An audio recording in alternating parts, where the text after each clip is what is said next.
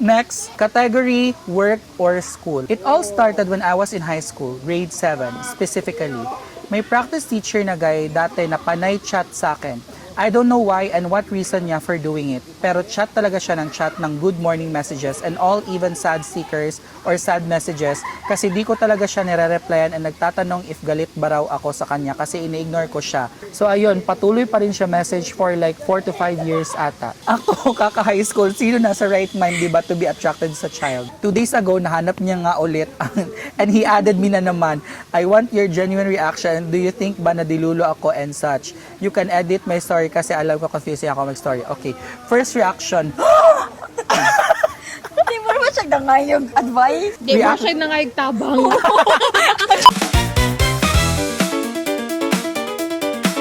Category spicy. Meron siyang ka-talking stage before na na-rehab. Known sila sa Davao kasi may mga mayayaman. And okay siya kausap, pero hindi sila nakikita kasi nga malayo, kasi nasa Davao, pero hindi sila nakikita kasi nga malayo. At the same time, na-rehab talaga daw siya sa Dipolog. And avoidant man daw si Riva. Top niya na, pero nagsisi daw siya. What you're feeling right now is not what you will be feeling a year from now, 3 years from now, 5 years from now. It changes.